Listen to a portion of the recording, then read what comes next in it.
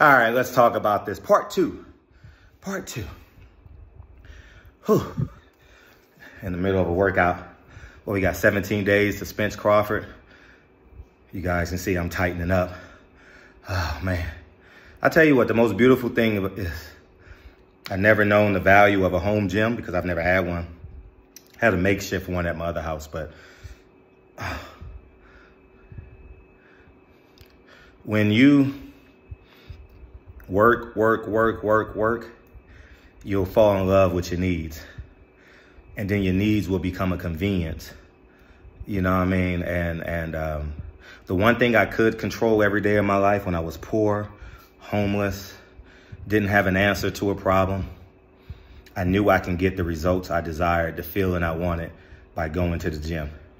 And this is why I've been in above average shape my entire life. Some seasons greater than others, but at the end of the day, I've never been out of shape a day in my life. And it was the gym for me. I don't know what it is for you. Maybe it's spending great quality time with your kids. I didn't have kids at the time. Now it's my family, Dre, Lincoln, Kennedy, and they come home tonight. And find something where you can find success, whether it's art, maybe you draw, maybe you write every day, maybe you find the perfect stock, you know, whatever it is, man. Make sure the compound interest on it is positive, you know what I mean? Because we got too many internet gurus that's leading a false community, you know what I mean? It's like a cyber code out there, man, and fall in love with yourself again. And which is a perfect segue into the Jamal Charlo situation.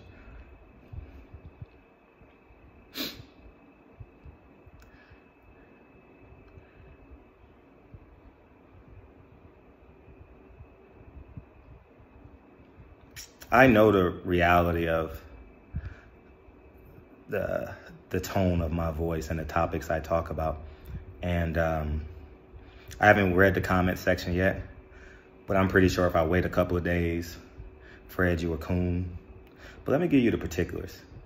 This is why the social community, the social currencies has no value, because it was a public comment. As you heard in the video, it was his cousin there, it was a woman there, and it was a host of other voices there.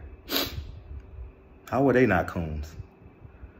I only can use my platform. If it happened in private, I've contacted them in private. I've told fighters in private it's probably not a great choice, you know. A kid got drafted this year, Anthony Black. I had a great private conversation with him, you know what I mean? And I looked him in the eye and I told him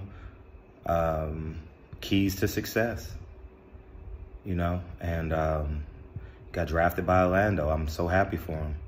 And, I want to talk to you about, one, I'm going to tell you about how this will not be bigger than the Adrian Broner situation. Because one, Jamal Charlo is deemed an affiliate. He got the Al Heyman blessing. So people will not be talking about him. And two, he's connected to Earl Spence. People think if you talk about a Charlo, you're condemning Earl Spence, you're condemning Al Heyman. So people are going to talk about the contract, which is important, and they'll never mention that the man offered another man psychedelics, a drug, and he's already under, based on my greatest hypothesis, he's already under inebriated. He's inebriated. He's under a chemical substance. You know, what substance that is, I'm not gonna speculate. But the reality is people aren't gonna tell the truth. People are gonna scan over it. And this is why I think it's important that people just be honest, brutally honest. And there's no such thing as brutally honest. You're either telling the truth or telling a lie. And I'm not budging on what I believe in.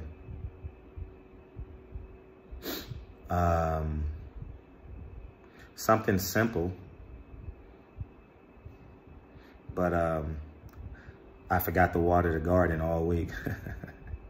I spoke to Dre yesterday. She said, did you water the garden? I said, oh, I literally forgot.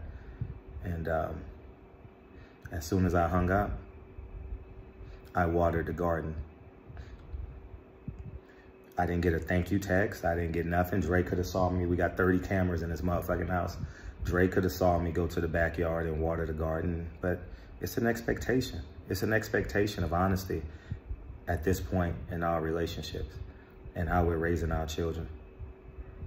And that level of honesty should be around the Charlos, at least from a business perspective.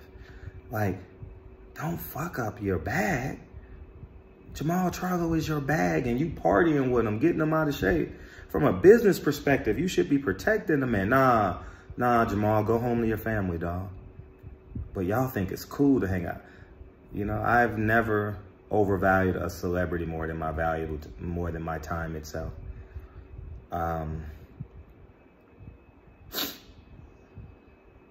You know, I've always believed in myself. I've always believed that I could create a solution. I've only asked God for oxygen in my lungs. I've never asked God for money. I've never asked God for deliverance of any sin that I've willfully committed.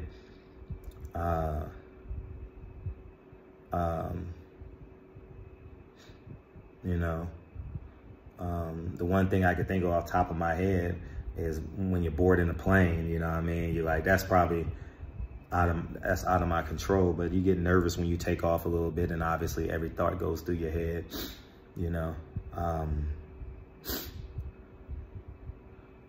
But at the end of the day, I've only asked God for oxygen. And I just believe in my work ethic. I believe that I can conquer and overcome anything, you know? And I wish Jamal well. I don't wish ill will upon him. But as long as he's accepted, as long as his inner circle accepts him for who he is currently, then it won't be a solution. If you still accept that $500 from Jamal Charlo every month, then you're a part of the problem.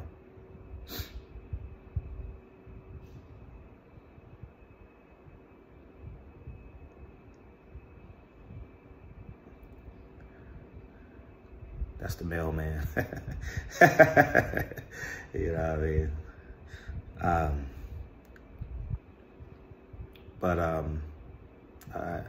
I wish him well, man. I don't wish ill will upon him, but I'm going to tell the truth here.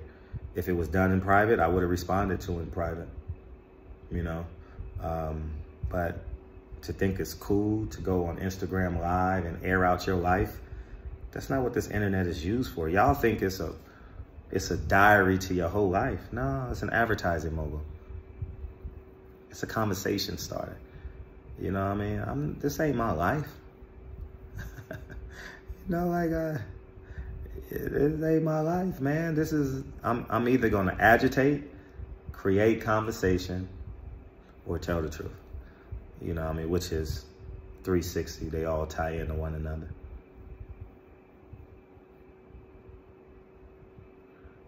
And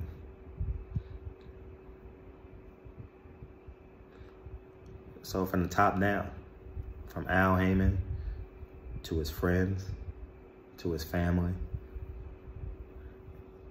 y'all want this to happen. And from a business perspective, Steven Espinoza and Al Heyman, as long as he allegedly keeps borrowing money against his next purse, Al Heyman got him. Al Heyman wants him like this, the same way Don King wanted Mike Tyson like that. They don't want you to wake up. Al Heyman's role is obsolete at this point. I'm gonna do a video on this. You don't need a middleman anymore. Middlemen are obsolete. Wait till the professional athletes wake up. Wait till they wake up and realize you don't need a long-term agent. You may not understand the language, but by the time you get to your third contract, you should be an expert. You should pay him a day's wages. Contract is for 1 day, or contract is for 30 days. I pay you this amount of money. Who says you got to get guaranteed 3%? I sold close to a $2 million house for $17,000. If I would have went the average, the typical way, it would have cost me $75,000. This is why I'm winning. No middleman. So y'all have a beautiful day, man. I wish the Charlos well, and I don't know who is or who isn't going to talk about this, but I know where it's going.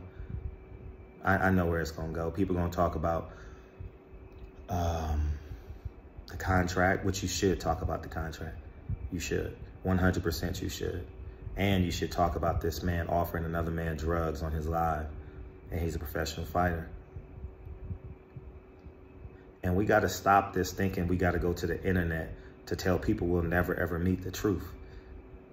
No, man, you tell the person the truth who you committed the sin against. You don't need the internet, man. Y'all think equality is real. Equality is a term that was created to keep you normal. No such thing as equality. If there was such thing as equality, God wouldn't have destroyed Sodom and Gomorrah. If there was such thing of equality, there wouldn't be a hell. Let me say this again. If there was such thing as equality, there wouldn't be a hell. Everybody would go to heaven because we're all equal. No, we got something called free will. We got something called discernment that we know right from wrong. Y'all go ahead and have a beautiful day, man. Even in the animal kingdom, there's killers. There's animals who commit sin against their humanity. Animal, human, whatever you want to call it. I was trying to create that word on the fly. But it's on y'all, man. Don't back down from it. You don't get a trophy for being a hero. Let me say it. You don't get a trophy for telling the truth or being a hero. Nah, you don't. They call you whistleblowers. They call you snitches. They call you coon. They say you don't like black people. How about those handful of people that was around Jamal Charlo that he intimidated? He thoroughly... Anyways, it's not about fear no man. I love God. I don't have to fear you if I love God. The worst thing you could do is beat me up. That's it. It's the worst thing you could do, you know? So, kill me. You go to jail for 2. You beat me up, you go to jail for 5 years. Because I can afford the best lawyer. You know what I'm saying? But anyways, man, we're not talking about that, man. I just want to be honest with y'all, man. We gotta put these criminals and this black degenerates, these cultural degenerates, which is a better term, behind bars. Whether it's isolation from humanity or whether it's actual prison bars. Bullies are cowards, man. Bullies are cowards. Stand on truth. Stop joining these groups. I got confirmation during COVID. It's about character and integrity. It's not about Republican, Democrat, black, white. That's a cyber culture. Everybody pro-black online is dependent upon Mark Zuckerberg. Yeah, think about it. Where's the black platform at? Oh, the black platform is on the white platform. The black platform is controlled by the white platform. Don't fall for it, man. Love people. I got confirmation during COVID, man. I became El Hajj Frederick Hawthorne during COVID, man. You know what I mean? Same as Malcolm X, man. You had the affirmation. It's about love, man. It's about love. Everybody's different. If you keep on thinking you got to be black, I understand people organically are attracted to people that remind them of themselves, right? This is probably why I'm into coaching. So I'm naturally associated or have an affinity for basketball players. So I coach. I volunteer my time. You may be piano. You may be football, boxing. You know? Love, man. Love. And learn from me. It took me years to get here. It took Malcolm X 38 years to get to where he woke up. Took me about 38, 40 years to wake up. No, COVID, 42. Wake up. Wake up, y'all. Y'all have a beautiful day, man. I'm going to practice now. Just got done my workout. We got 17 days to Spence Crawford. Hopefully you got your workout in. I'll holla. Peace, man.